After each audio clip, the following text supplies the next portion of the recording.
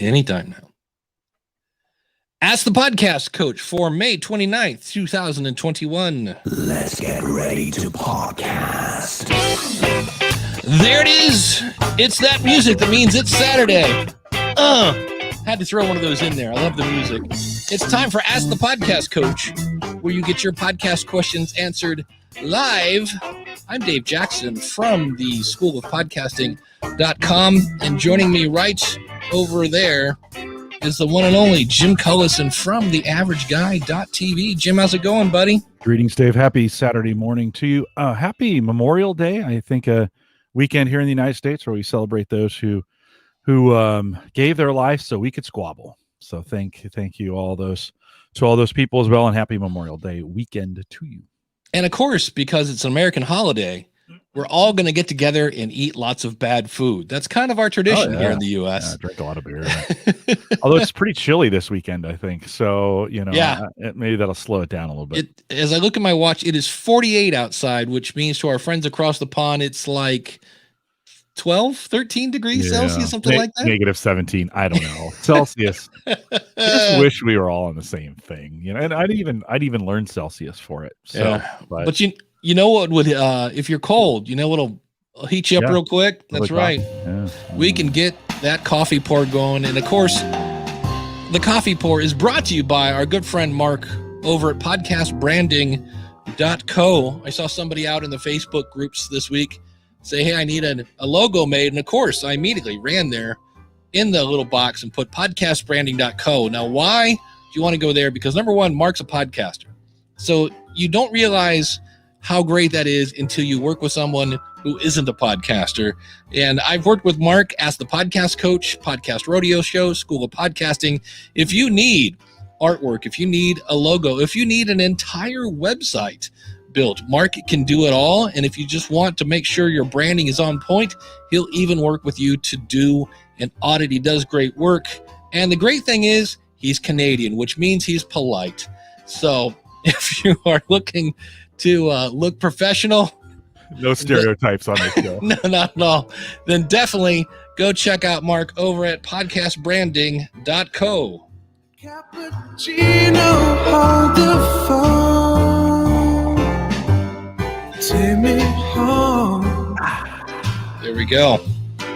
And the way this works, if you are watching us live, you can go to askthepodcastcoach.com/join, and that will jump you right into the video. If you're with us on Clubhouse, you can raise your hand. And of course, if you are waking up and you're just not camera ready, shall we say? I'm not sure I'm camera ready right now, but I'm never camera ready. Are you kidding me? I literally roll out of bed and just sit plop in the chair. So I comb my hair a little bit. So don't be worried about what you look like. Just get in here. Yeah, you can go to askthepodcastcoach.com/live and ask your question in the chat room. Hey, they came out of their hole, though. The Apple is finally said something. And what I thought was funny about this, they sent out this email. It says, we're writing to provide an update on the availability of Apple Podcast subscriptions and channels.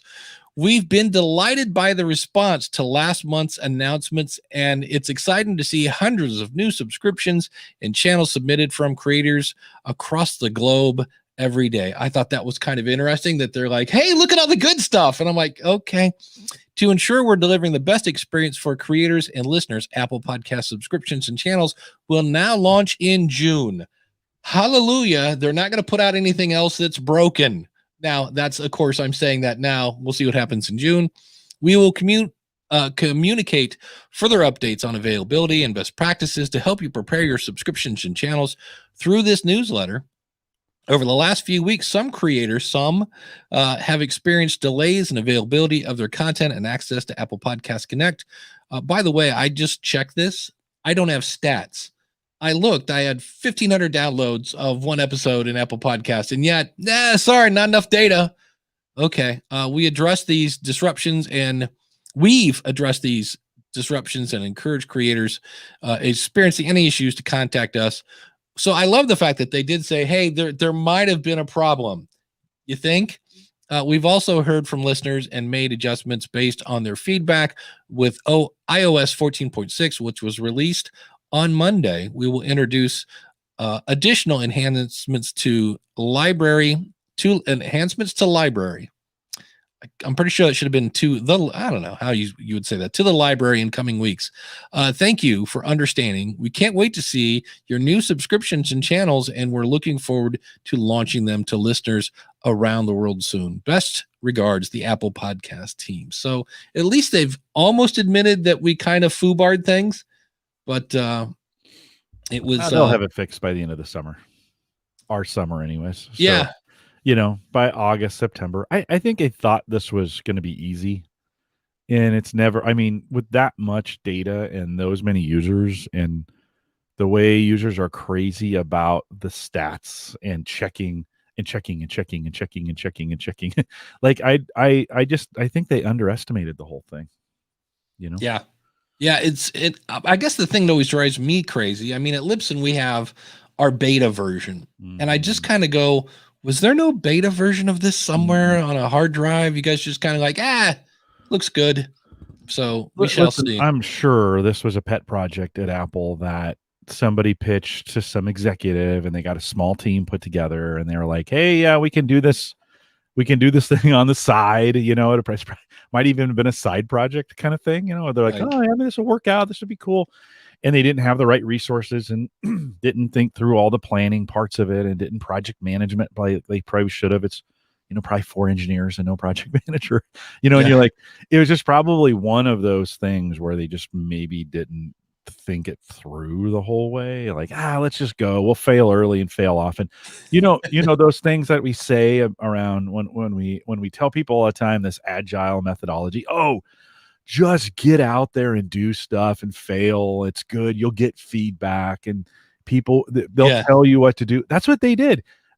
Turns out customers don't like that stuff. You know what I'm saying? I love agile, and everybody's talking agile methodology right now, but customers don't actually like, especially in an established culture, like, podcasting's been around a while. This isn't like it's 2004 or 5. Well, right? And especially I would think if they're not prepped that, hey, what you're working is not the finished product. We're releasing it. It's our minimum viable product. And you might find a bug or two, if you kind of let people know that.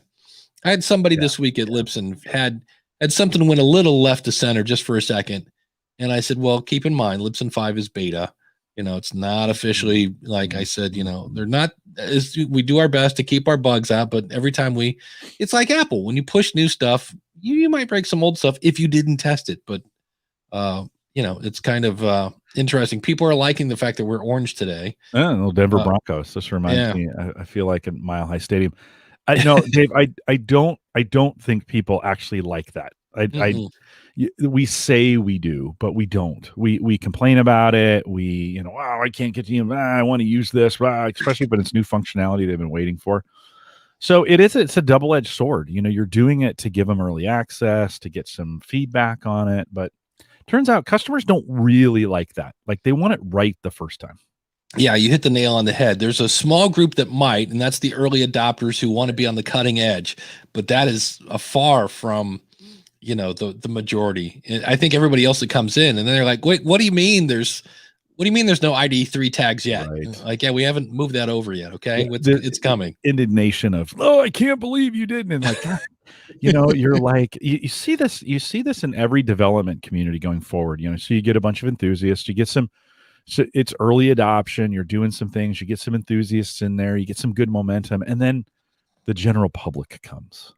And that is always where projects go off the rail. And I think this can also happen to your podcast. Like, so you start small, you're kind of edgy, you're doing some things, you have some small listener base, they get really passionate about it.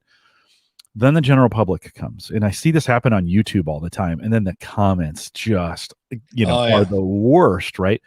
And not that this shouldn't happen. It's just going to happen. I think for podcasters, you have to learn to live through that time when you're shaking out the general population, right? When you're deciding who's going to stay and who's going to go. Because eventually, if you make it through that period, and a lot of podcasters don't, Dave, this is why we have all these podcasts that go for 3 or 5 maybe, and then they quit because they got some negative feedback. and they're like, oh, they're ruined. Their life is ruined because for the first time somebody's told them what they did is not very good. Now it could be good, but even stuff you think is good, people are going to tell you is garbage, right? Yeah. You can have 15 people say, I love this thing. And you get one person who like, this is the dumbest thing I've ever seen. And your life is ruined. Yeah. You have to be able to live through that phase, right?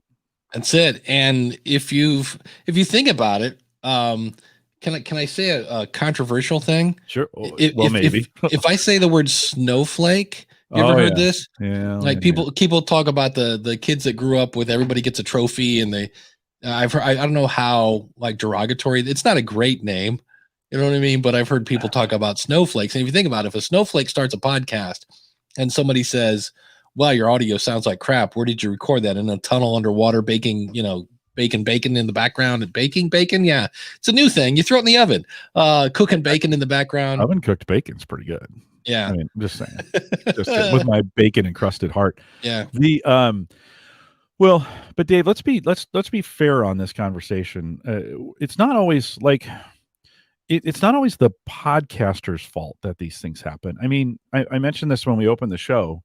We live in a squabble culture now, and everybody squabbles about everything, and no one knows how to. I shouldn't say this broad of a stroke, but a lot of people don't really know how to give constructive feedback without it sounding offensive. It's hard because we do everything on text base, and that's negative to begin with. Yeah. And so it's both sides, right? You start something, people don't know how to give constructive criticism. They just don't. They're not good at it anymore. Maybe they never were, to be honest. So it comes from both sides. I mean, we complain about everything, man. If it's just not perfect, I'm going to just complain about it. So. Well, and the chat rooms made a great point. They're like, hey, you know what? A podcast episode doesn't stop me from doing my job, but when your software doesn't work, that's a problem. Yeah, yes, but sometimes it's the way we say it.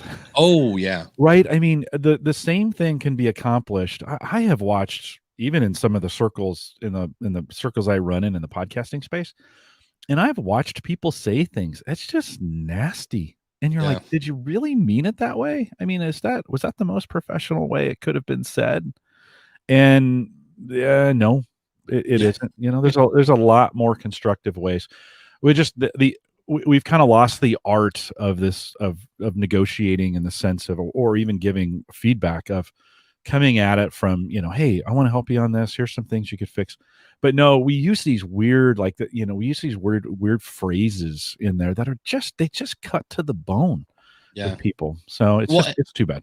And everybody's seeing thing is black and white. And Tamara, we're going to get you up here on stage in a second. I was listening on a podcast, and they played a clip of a guy who had taken both vaccinations, like he'd done 2 vaccinations, and then commented on the side effects of them. And the guy that took 2 vaccinations was called an anti-vaxxer because he said something negative. And it was just like, you got to be kidding me. It's crazy. Yeah, we don't lead with positive intent. So unfortunately. But yeah, we're going to bring Tamara up on the stage. She's listening on Clubhouse.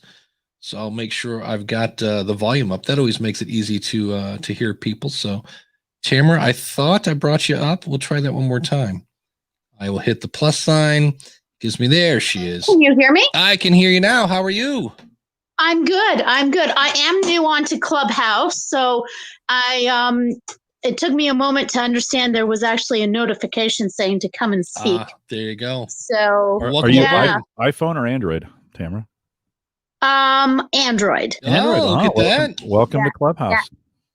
Thank you. It's interesting what you're saying about podcasting, because I've been a podcaster now for a couple of years. Let's just leave it at that. And it's interesting, people will always come at you with the negative a lot. Like I had a lot of comments about people when I was starting out about, oh, your mic this or your sound that. And you just need to take it as positive feedback of areas that people are sharing need to be improved. And the best thing to do is reach out to people like yourself, come on shows like this and ask the question. So how do I improve my sound? What do I really need? That's it. And you have to be able to kind of in some cases step back. And I always say, if somebody gives me negative feedback, the first thing I look at is, does this person have a point? Does this sound bad? Do I say, so much that it's annoying, whatever it is, does this person have a point? And if they do, then I go, okay, should I fix that? Yeah, probably. But if somebody says, Dave, your show's too long, I think it should be 7 minutes. And I go, that's interesting feedback. It is definitely longer than 7 minutes. But if I do that, that's going to completely change the show in a direction that I want to go.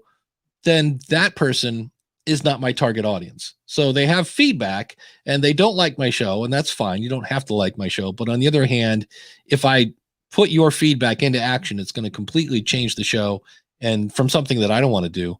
And so that's kind of how I always look at negative feedback. But it is funny how, boy, you can give me 50, 5-star reviews and I can't name a single one, but that 1-star review that says a bad show, that's something like a bad commercial for a bad show was my 1-star review. We all remember those. So awesome. Yeah, no, and it's funny how, you're doing a podcast and you people complain about quality of sound, etc. And then you go out and you get the equipment that's actually needed to produce good quality. Mm-hmm. And then what you get is, why is your mic so big? Why do you have a big mic like that and you don't have a mic like the rest of us? And it's like, well, when I did use a regular mic, everybody complained my voice was tinny.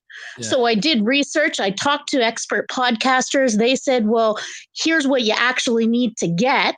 And I listened to that feedback. I had somebody go work with me to understand gain. I mean, how many people actually know what gain is other than just the word? Actually, working through creating the gain at the point that you actually need it for it to be effective. So there's a lot also that goes on in the background that I think when people get into podcasting, they don't really know what they don't know. Yeah, it's funny you brought that up because that wasn't one of my notes. People are starting to obsess about having a microphone in the shot. And so mine is pointing at the corner of my mouth. It's not directly in front of my face. Mm-hmm. But I also noticed that if you watch clips of Howard Stern, the guy that's on the radio, there's a microphone in the shot. I'm like, why are we like, hey, you do a podcast. Can you do a video thing where there's no microphone in the shot? And the answer is no. I'm a podcaster. No. I talk into a microphone. You can always do a lapel mic and things like that, but now you're possibly sacrificing audio quality for the video and that whole 9 yards. But I think it's funny now how people are obsessing over is your chin that sexy that it has to be on video? I'm like, what's the deal? It's kind of interesting that, I think people will find anything to obsess over and the goal of perfection and such. So it's always kind of fun. So I seem to think where two or more are gathered, there will be conflict. So you just, no matter what you do, you're gonna have folks who are gonna say, well, couldn't you do it this way and couldn't you do it that way? And I think at the end of the day, if it's good criticism and you need to change, you change it. If not, you say, thank you very much. That's not a direction I'm going. And we don't have to necessarily conform to everybody because that gets you a really bad show. Like I think you need to kind of you be the best of you, take the criticism that you need, change what needs to be changed. But if you start changing for everybody, you just get this wishy-washy kind of vanilla, like you be you, get out there and get your personality out there. Let people know who you are and change where you need to. So that's the hard part, is that there's no formula for that. You just got to do it. So Tamara, anything else we can help you with today? Just one more point to build on what you're saying is that there is positive criticism that helps you improve. Mm-hmm. And then there's opinions from people that don't know what they're talking about. And I think it's very important also to understand that, because when you do have a big mic, and I don't think a lot of people understand this, you actually do have to get close to it, is what I've been told by professional podcasters, so that the sound goes correctly into the mic. And if you're not a podcaster who's researched it, there may be some feedback out of ignorance. Yeah. Absolutely. Yeah. I always recommend about 3 finger width from the mic, and that'll get it. But the whole thing where you you put your Blue Yeti microphone in the middle of the table and try to pick up 4 people is just not going to work anymore. Dave, So. I've sent people microphones to use for our podcast, Yeah. and then so they come on and they they sound like they're in Antarctica. Yeah. You're like, where are you? And I'm like, okay, where's your microphone? And they're like, oh, I set it over there. Like, I mean, they have to get up and go. And I'm like, why did you? Well, I didn't think you wanted to see it. And I'm like, no, I sent it to you so we could hear you. So bring that thing as close to you. And sometimes it's like it's hot lava. Like they don't want to touch it. I'm like, just bring that thing close to you. Like, can we get it as close to you as you can get it? And they look at me funny, like they don't want it that close. I'm like, no, trust me, it sounds better. Like you will sound better the closer we get this to you, not worse. I think the average person thinks the closer that mic is, the worse they sound. And so it's kind of educating them like, no. Get it as close as we can. Bring it in, a little closer. So it's a little bit of education there as well. Yeah. Tamara, where can we thank you very much. I'm going to step off stage in case somebody else has another question. Well, before you do that, tell us what your podcast is and your website. Okay. Well, I have actually, it's kind of, one of the key things I'm going to put out there is that it needs to be it needs to come from inside you in order for your podcast to have sustainability. Yep. It really needs to be part of your DNA. It needs to be a passionate thing. So what's happened to me is I've actually now got 3 podcasts because I've collected co-hosts along the way. So I have one podcast, which is Women in Safety, and it's a group of about 5 of us now that all talk about our experiences of doing health and safety. The second one is The Safety View, where my best friend Rosa and I talk about different hot topics in health and safety with other people. And the third one is Meet the Author with my friend Gary Wong. And that's just what it sounds like. We talk to authors of different books. Awesome. Sounds like a lot of fun. Well, thanks so much. Thanks so much for coming up and on stage and sharing your opinion. We appreciate that. Great talking to you. Thank you. Now you're going to have. Oh, I'm sorry. Oh, shoot. But anyway, so some great points there. Yeah, thanks for coming on. The other thing that people were talking about, I was listening to James Cridlin, and this is one of those where I don't know that there's a solution. There's a show called Message Heard by a guy named Jake Warren, and this is not new. I guess the first thing we'll start off, Jim, do you have a Google alert set up to alert you if somebody says the name of your podcast on a blog post? So do I. Or even my name. Because what happened, what will happen is somebody will take somebody's RSS feed. Like you could ask the podcast coach, take my RSS feed, go over to Anchor, put it into Anchor. It will make a show. And of course, because it's Anchor, you can say, hey, do me a favor, Anchor, and submit my show to Apple for me because I don't care if I control it or not. And then you can put ads against that and earn your, penny a download or whatever. So people have been doing that. This was different. They downloaded the guy's audio and somehow edited his brand out of it, put new artwork on it, and then threw it on Anchor. And so the question that everybody's been trying to ask is, whose fault is that? Should it be Anchor? Is it Spotify? Is it, to me, I'm like, well, the dude whoever is doing that editing, it's his fault.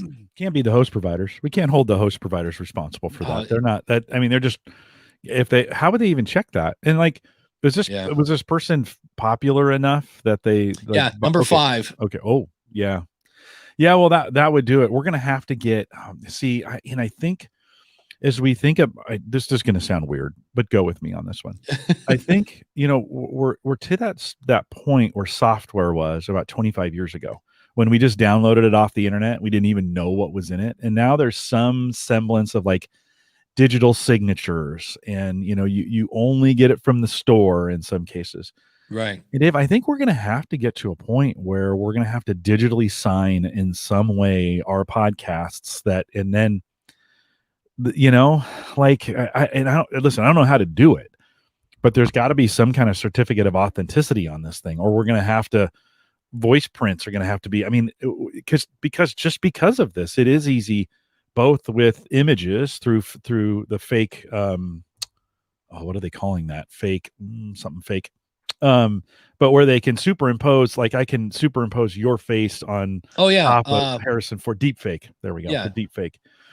And then the audio is even easier. Like video deep fakes take a lot of processing power. Audio Right. deep fakes can be done in Descript. So like I don't know what the answer is. If we want to protect on this, like if we want to say, no, you can't take my audio, add your own advertisements and republish it.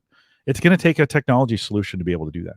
Yeah, because I know in podcasting 2.0 specs, there is a lock tag. Like you could go in and say, basically say this is locked. And in theory, media hosts could then, when I go to import somebody into Libsyn, if it says this is locked, in theory, it would say we can't import this feed. It's been locked. We need the owner of the feed, which would be the podcast host or whoever, to go in, flip that switch. Now, for the record, is it that secure? No. I could easily look at that feed, copy it, paste it into a text file, upload it, and import it that way and change the lock to unlock. It's not secure, but what it does do is it shows intent that, hey, don't copy this feed. And in the event Anchor does that, we can all stand in a circle and go, shame on you. Yeah. Shame on you for not acknowledging that lock tag. So, well, okay. The way YouTube does this is they somehow through the magic of YouTube crank out. Oh, by the way, YouTube changed their terms and conditions.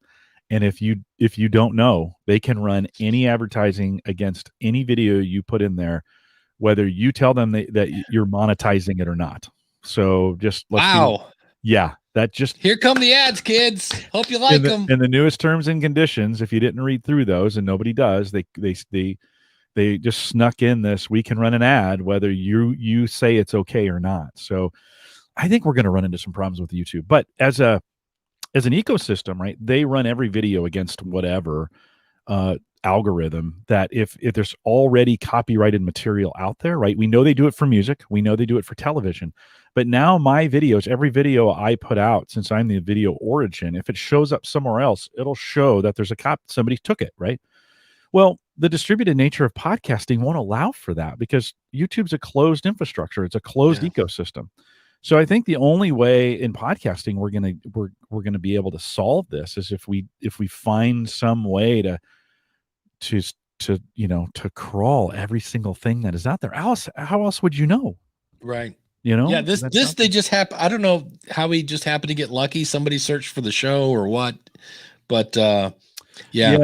Coach Dave says the technology you're referring to will come in the form of art traded on blockchains as non-fungible tokens. The blockchain is actually not the solution in this case. I've thought about this a long time, and I've been doing blockchain work for the last couple of years, and I wish it was. It would seem like it is, but that doesn't. I think we're gonna have to change the front end technology to the way we listen to these, because today there's no authentication that happens when you're listening to it. And I think Daniel's right. He says it requires enforcing the existing intellectual property laws. Yeah, he's right. I think I'm just loving the fact that the F in NFT is for the word fungible, just because it's fun to say fungible. It sounds like some sort of weird character in an old, and then fungible came out and saved the princess. It's like, what? I wish blockchain was the solution to this. And again, on the surface, it seems like it. You're each one of your podcast episodes creates a smart contract, and then all these other things. But if the players don't respect that, then none of that stuff works, because I could just I could record it off the blockchain, make my own version, and put it somewhere else. So it's I wish it was. Coach Dave, I wish it was, but it's only part of it. There's a lot of other things that have to happen. And that's where I think Spotify needs to out the people who did it, so we can strip them naked in the street, and how did we stop? Shame. How did we stop people from downloading and sharing MP3s effectively? Well, that was my thing. I think this is going to take root when the Lars Ulrich, from Metallica. Remember when he started causing a fit, and then somebody sued a grandma. I just remember there was a story where a grandma had downloaded some music for her grandkids and got sued. And so I think once somebody sues somebody, we'll see. It'd be interesting. Well, So the problem with thinking of it in terms of like, okay, what Apple did with MP3s and some of the DRM solutions we put into that is that the set of video or the set of audio there is finite in the sense that we have music that goes through some filters and people actually want to listen to it and some of those kinds of things, right? There's so many podcasts, Dave. The data solution on this thing alone would be so big. Can you imagine having to crawl and DRM all the podcast episodes that are being put out right now? I mean, the computer science solution on this will be amazing if we can even do it. yeah, it's one of those things where I hear people leaning like, well, Captivate and Libsyn and Blueberry but they should be, checking people before you let your customer use your stuff. And I was like, no, that's just no. Like, not unless you want your hosting bill to go up by about 10 times, because now you've got to have a staff to check everybody who's coming on your platform. And what's to stop them from doing one thing, getting approved, and then the minute you say, yep, you're in. Oh, and I mean, there's a thing. I tried the Spotify music thing where you can play a track in Spotify. And it's you can't listen to it anywhere. I don't know. I think you have to be on the app, but not on the web, but not on a PC, but on the app. And when I finally found a song, it was like, hey, this is why I like this song, because you have to talk about it first.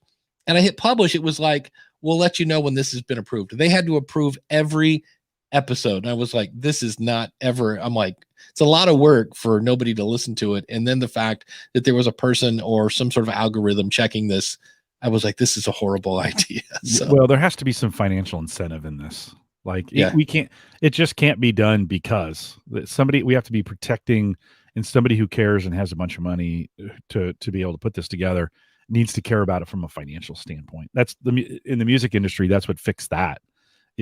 Right. It was all because somebody had a financial stake in it. Well, who would never steal our content? Oh, probably our awesome supporters. Our awesome supporters, because, well, they already have all the bonus content. They don't need to steal it. So first of all, we want to mention James he's the teacher's pet over at the Dog Podcast Network. If, I've been listening to these now because we always kind of say it's a great podcast to listen to while you're walking around the block. Mm-hmm. And they're actually really good. There's some really great stories there and things that I don't have a dog right now. I've had dogs my entire life. It's actually making me think about getting a dog as I listen to this podcast. But they also have a contest going over there. Since you are likely, if you're listening to this, you're probably a content creator, and if you have a dog, you can actually submit your show and win $5,000. So check it out. They've got the dog edition. That's their podcast. They've got a bunch of things over there at Dog Podcast Network. And then we always thank our $20 supporter. And I did a boo-boo last week, Jim. So it's time to, that's right, make a big deal about Brock Cook.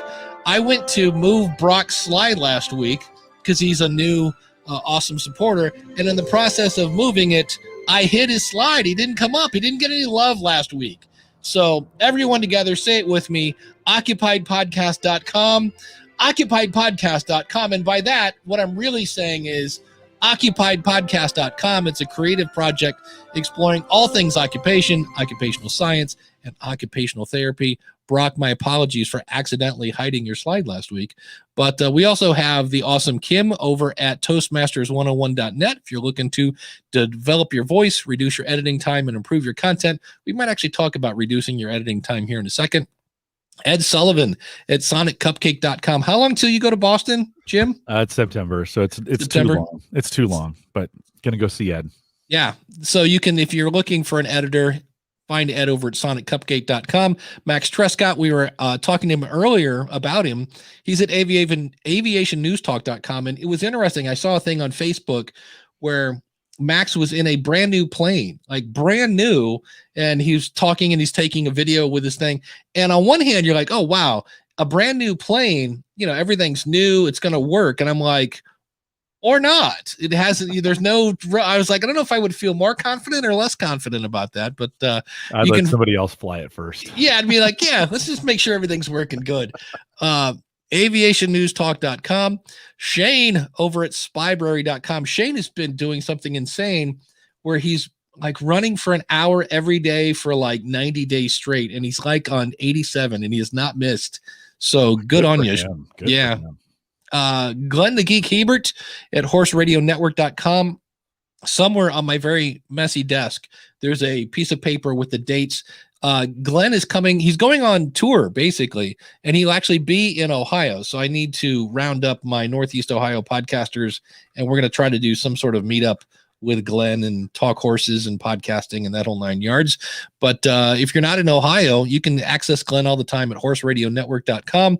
Felix at the Latin Podcast Awards. So if you like shows that are in Spanish, or just about the Latin community, everything is there. It's latinpodcastawards.com. So if you think about it, if you're an award-winning podcast, good chance it's probably pretty good. So if you're looking for something of that, this is part of the Audio Dice Network.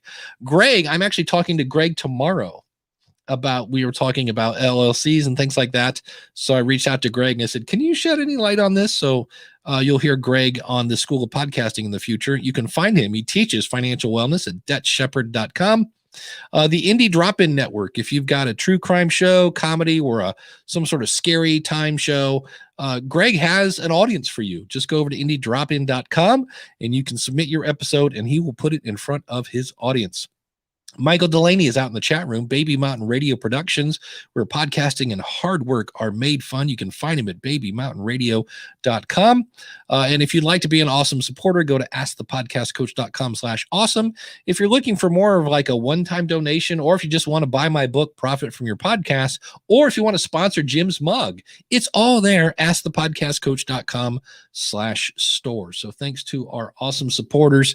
And I hear that a lot, like, how can I speed up my editing time? In fact, that was one of the questions I saw. What's the easiest way to do audio editing? It will really help, as I've just started. So a lot of people talk about Audacity, and that's definitely come a long way. For me, the easiest way to speed up your editing is to do better planning. Because to me, if you just kind of turn on the mic and wing it, you're probably going to have a lot of editing to do there. And when you do a little planning, well, then the good news is there's less editing. I know for me, aside from just times when my mouth doesn't work, I usually have a pretty good idea when I'm doing the School of Podcasting, where I'm going and what bullet points I hit. It's just a matter of there are times when my mouth just kind of decides not to work, which is always kind of fun. And Jim, how much planning do you do when you do an episode? Well, I know you're doing it live, and yeah, it depends on the show, and it depends on what we're doing. For the Gallup podcast, we put up quite a bit of planning into them, actually. So, it kind of starts with the Eventbrite process of getting, names and bios, but I make them write for me kind of a 3 or 4 sentence description of, okay, what are we hoping to accomplish in this thing? So it kind of starts with that. And then maybe once or twice we get notes back and forth. I kind of have them put an outline together and say, okay, how do we want to proceed through this? We don't have to stick to it, but how do we want to proceed through this? What are some questions I can ask you as the host, and those kinds of things. And for some, we've even scripted them out. We've done that as well. And actually, Dave, this was kind of interesting. I was on a Zoom call the other day, and the gal she had her script up. So she had a web page up of what she was showing. She was doing a demo. And then she had a Word document up that was kind of a script of what she wanted to say. And I actually thought everybody was like, oh, your script is up. Your script is up. And she never took it down. But I actually kind of thought, it's kind of nice, because if there was someone who was watching this who was having trouble hearing, right, that would have taken the place of closed caption. And I was kind of like, that's actually kind of helpful, to have that up there. But so for some, we prepare a lot. For Home Gadget Geeks, we do some topical type stuff, but we try to do it based on experience. And that's kind of what you and I do here, right? We don't spend a ton of time. It's not like we have a format meeting. No, what do they call that when they all get together? Oh, I know. There's a term for that. Anyways, chat room will let us know here in a second. But it's not like you and I do that. We get together for a few minutes. We try to base it on what we're currently working on, right? What we're currently doing, things that we know. I always say, from the overflow. We talk from our overflow. I think on this question, they need to come at it from both sides. One is, okay, get better planning and get better practice. 2, lower your expectations just a little bit. If you're going to do this for any length of time, you're just going to get better as you go. So just keep doing it, but bring the expectations somewhere in the middle. Then once you find that, then you can start moving toward more and more towards excellence. But if you wait till it's you can't do your 100th podcast second. You can only do it on the 100th time. So just get out there and get practiced at it. And that's actually the same advice I give to women when I date. I'm like, first things first, lower your expectations. Just like, that's it. Just this is what you get. So anyway, they're throwing out phrases here. Is it pre-show? Is it brainstorming treatment? No, there's my daughter's a journalist, and when they all get together, they have this meeting where they throw out ideas and. So I would think that would be brainstorming. Well, it is brainstorming, but they actually have a term for it. Have a cool, I forget. Because I was talking with Sammy about this, my daughter, and she's like, "Oh, we could do that." She named it at dinner, and I was like, "Oh, that's kind of interesting. Not really that important, and not riveting podcasting." But I think the point here is that kind of come at it from both sides. Continue to work on it, continue to get better, always be inquisitive about like, how could I make it a little bit better? And then, pull your expectations back a little bit, because no matter what you do, you're going to get complaints. Yeah, you are. It's just going to happen. Well, last night I was on the Podcasters Roundtable. It was me, Ray, and the guys from Squadcast, and they were saying one way to grow your audience is to do video. And part of you kind of goes, well, of course they said that. They just added video to their platform. Of course they're going to say that, but they did make a point. It kind of goes into what I've been saying, which is you need to find where your audience is that doesn't know you yet. And I've had people that have found me that have joined the school of podcasting, and I'll say, how did you find me? They say, oh, I saw your YouTube video. And I'm like, oh, cool. And then you listen, and they said, oh, and then I found your podcast. Like, they had no idea I had a podcast. And I was like, so to me, that's one of the advantage of that. And so everybody, I see that a lot in the Facebook groups, who's doing video podcasting. And I think what they're really saying is who's using YouTube, because very few people, if we get like super curmudgeon-y, are doing video podcasts. Jim, I think you do. You send video down a feed, but I think most people, when they say video podcast, mean, am I using YouTube as well? And the nice thing about it, I mean, when you think about this, we're doing video, we're capturing the audio, and at the end of this, I can do whatever I want with this. If I want to make a video snippet or an audio snippet, I can do both. You can't go back if you just recorded the audio and say, you can make an audiogram, but we all kind of went, when we talked about audiograms last night. And so, but keep in mind that it is going to add a little more work. Now you're editing 2 shows, because you think about it, I'm not going to the video. That would look really weird, but it's one of those things where if you've got the time and an editor, you can do that. Which one do you like? I was just thinking about de-umming video. Oh, what would that look like? Like Max headroom. All of a sudden, Dave just it'd be the weirdest thing. It's one more thing on complaints. Yeah. Right. Maybe that's the topic of the overall topic of today's show here, for whatever reason. Most of the time they're true. They have a shred of truth in them. And I think you can't, I certainly don't want to come off as saying dismiss people's complaints, or don't, well, I can't change. I mean, okay, you and I got a major complaint about the amount of advertising we put in this podcast, right? This very one. Did we change it? No. Did we consider it? Like, I remember in that meeting, the pre-show, right? You brought that up. We talked about it, and it's like, I think it's on our minds now. It's like, okay, we need to make sure we quickly get through, and you asked me, are we appropriate? I think it's fine. Well, right? The other thing I thought about that too is we did a couple shows where I was trying to thank everybody. And it'd be like 2 questions. Here's the $5 supporters. 2 questions. Okay, here's our $10. And it was just like that. I would say that guy's got a point. And that's when we went, look, you got to be at the $20 level to get a shout out. And so, but it changed us, right? We considered it. You were like, okay, we're probably doing too much. Yeah. What can we cut? But what can we keep for the essence of what we're trying to do here? And I think that the mid show of the recorded bit is important to thank those. I mean, those guys are, and those men and women are important to us who support the show. So, Yeah. James has a question. James was on last week from Bros and Blokes. Right. Can you get separate tracks when you record via different video streaming options like I don't think he StreamYard? talks like that, Dave. No, but, nobody in England talks like this. It's a very weird English. It's it's from Devonshire and then from Worcestershire. And then like this. yeah, I can't even say it. Worcestershire. Yeah. Anyway, no, nobody talks like that. Nobody It's the talks world's like worst English accent, It's and pretty yet I offensive, continue to do it. Yes. I know StreamYard announced they were going to have different video thing. I know what you call it. I just mentioned them. What the heck? .fm. Descript?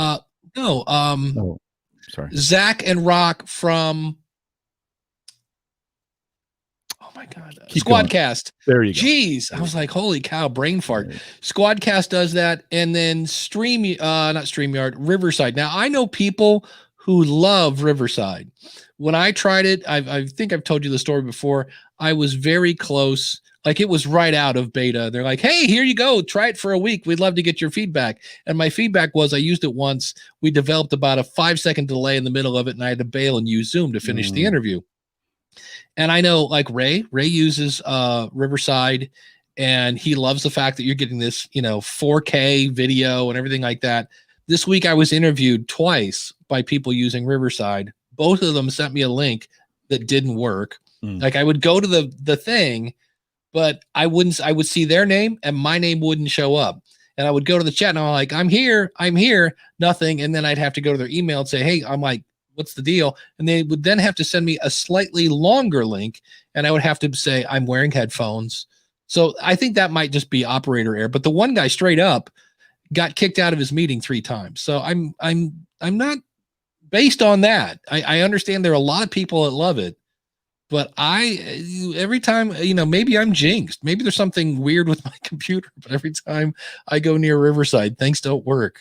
So yeah, I'm a big fan of, well, if I wanted to do streaming, I would use StreamYard.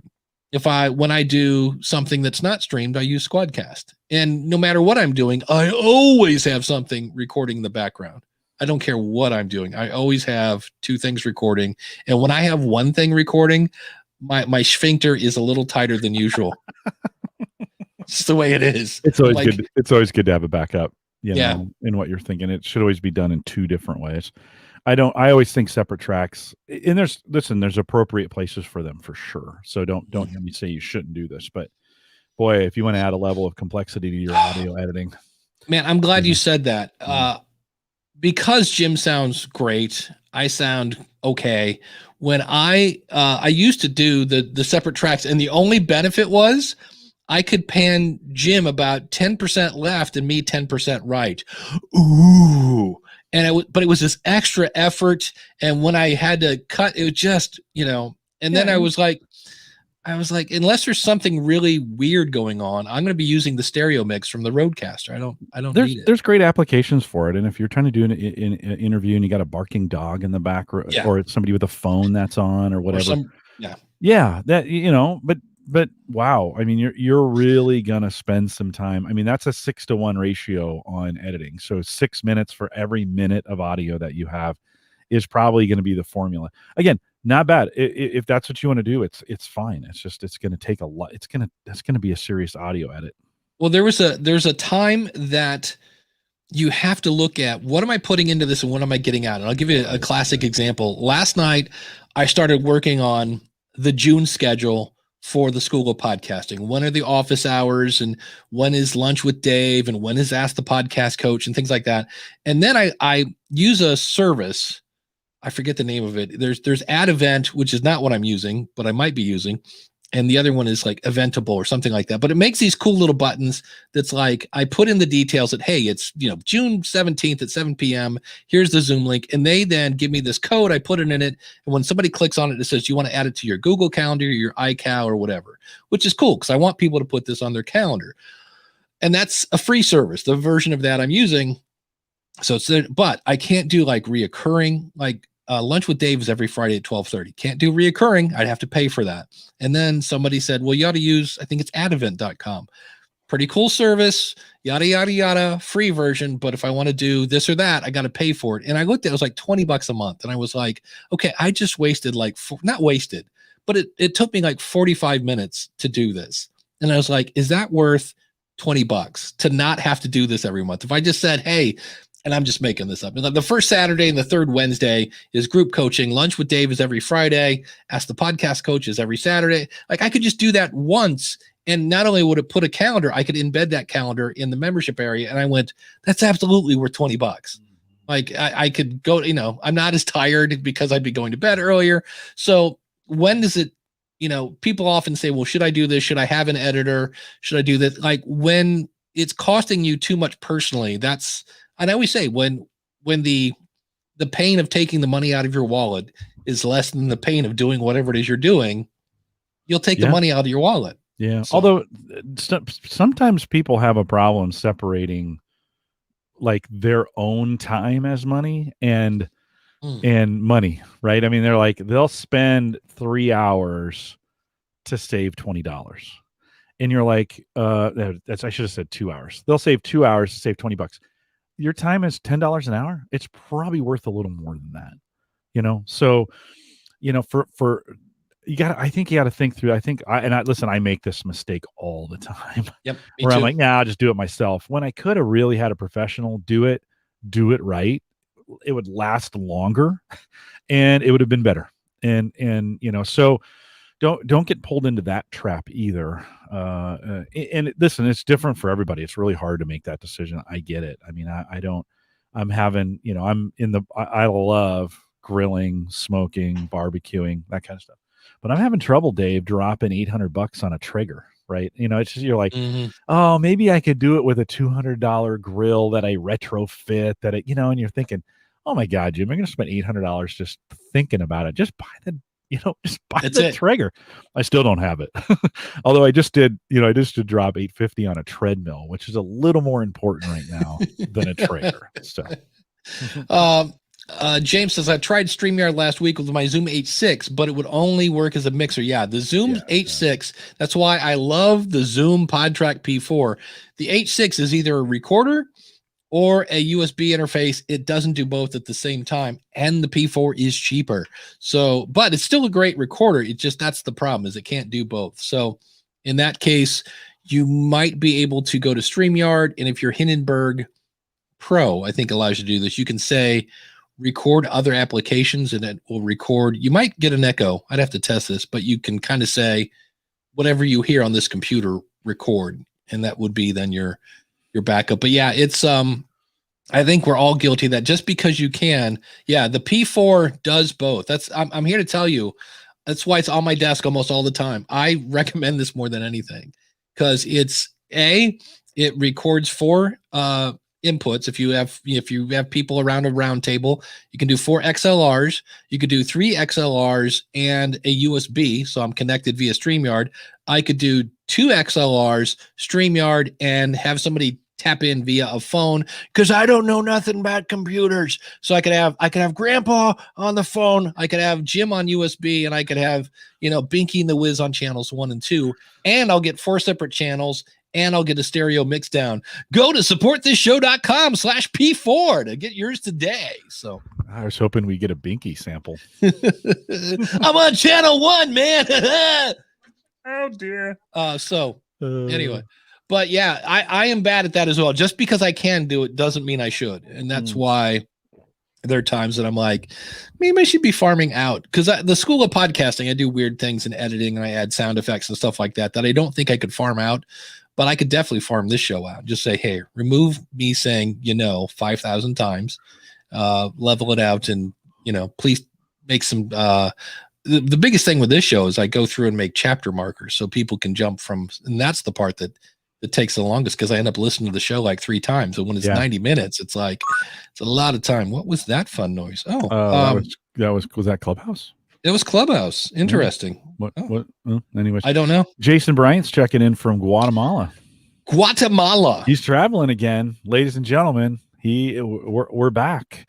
Hey, let me ask you this in the 5 minutes we have here on the recorded section, and if you're listening Clubhouse. Stay around. We do a post show here, so you can stay Yeah, around we'll for the be next here 30 till minutes. 12:30. Yeah. So it sounds like we're going to end, but we're really not.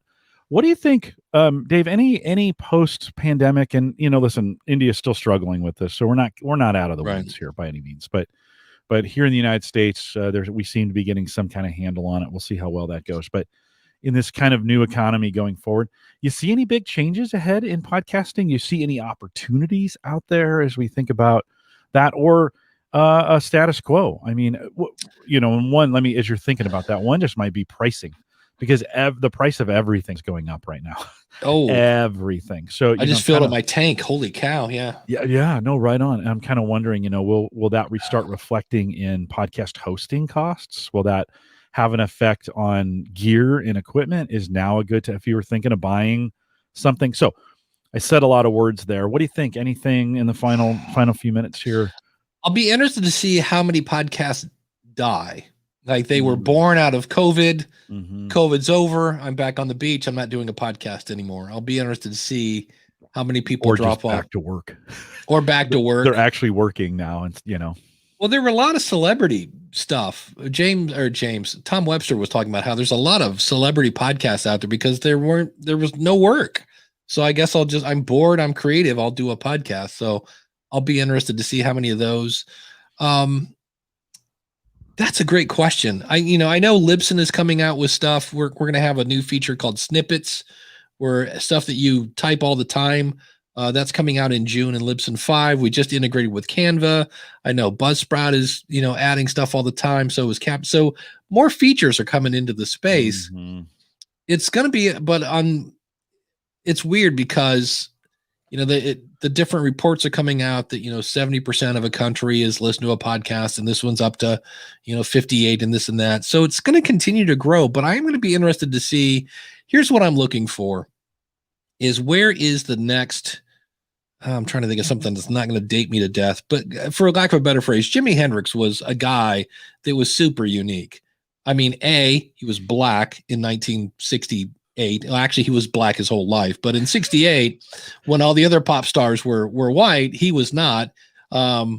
He played his guitar upside down. He waved his tongue at the audience, and his guitar ripped your head off because it was so just rude sound. So it was unique. Then there are people so I'm looking to see, if we go back to, that's not a true crime show. I guess that's the other one. Like, what's the next? We haven't had a next big thing in a while. I've had two people talk about, and I don't know the name of it.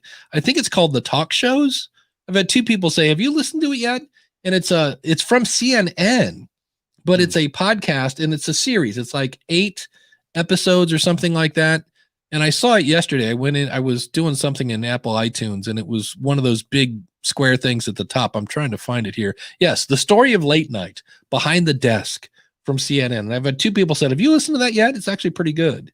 So, I have not, and Andreas asked this, any news about the Facebook feature for a long format video? I have not. I know people are talking about this whole where you're supposed to be able to share a Spotify player on Facebook, and I've tried it twice and it's just crashed and burned. So either I'm doing something wrong, because that should be interesting, right? Because the difference before, you could put a video on Facebook and then the minute you scrolled, it quit. And so everybody was getting 3, 8, 10. If you got 10 seconds on a play on Facebook, you were a god. And now they're going to have this thing where you can hit play on Facebook and then scroll, and it'll go down to the bottom right-hand corner. I still don't think people are going to listen to a 30-minute podcast on Facebook, but you might get longer listens, which hopefully will then lead to people going back and subscribing. I don't know. What do you think, Jim? What do you think's coming in the future? I don't know. I don't know. I was hoping you would, because I'm clueless on that. We did a 30-minute LinkedIn Live this week, and that's the first LinkedIn Live I've done, and it's terribly confusing. And we got some pretty good numbers on it, and some really good engagement. Most folks stayed. I've always been really skeptical on like LinkedIn or Facebook that people, or Instagram, people will actually stay very long. Like they're scrolling through their feed looking for things to interact with quickly, and then when they see a long form video, I think they just punt. I think, but maybe the numbers show different. I'll need to go back. We just did that Thursday, so I'll need to get back with our social media folks and say, well, what was the real engagement on that? So I don't know, Dave. I think prices start to go up for sure. Like I would be, if you were thinking of buying some equipment, I think I would buy it now. Like I would lock in 2021 prices, because I think 2022 is going to be ugly for everything. So, I mean, I could be wrong. Let's hope so, but sure doesn't look like it's going that direction. Like all the sectors are being affected by that. So, you're going to make a big purchase, you might want to move that up. There you go. SupportthisShow.com/Sweetwater, where you can do that. Right on. Exactly. No, right on. Well, Jim, what's coming up on theaverageguy.tv? I took a week off. It was my birthday this week, and Oh! I just said, you know what? I'm taking the week off. I'm not doing you can do that apparently. So, and no one will punch you in the face. No, I made it through just fine. I'm here. I have nothing to edit this weekend. We're having a big birthday party. It's my son's birthday too. So, well, we're coming in. So on the same day? Well, no, his is June. He has a June 1st birthday. So we always celebrate him together as a family. Cool. But so the kids are coming over. So if you need some time off, take it. So, but if you need something to listen to, head out to theaverageguy.tv. When's your actual birthday? What day? 26th. It was Wednesday, May 26th. I need to write that down. Yeah. That might. I'll have to double check. That might be my dad's birthday. Oh, that'd be great. It was a great birthday. Maybe one of the best I've had in the 53 years I've been doing this. So wow, pretty fantastic this week. Yeah, that's good to hear. Yeah. Awesome. What about you? On the School of Podcasting, I put out an episode last week that talked about your intro and the 3 different types of information and how you provide it. And a guy emailed me that said, "That's like the best episode I've ever heard." And I was like, "Really?" Because that was one of those where I was kind of like, eh. And so I was like, well, let's talk about content some more. So this week I'm going to talk about different things. When I edit, what do I edit out? And why do I think it's something that needs to be edited out? But, and I ran out of, boy, I'm just talking away. I don't know. It was started over. It was probably my fault. I don't have any. This is something I'm going to fix in post. But stick around. We've got some post show coming right up.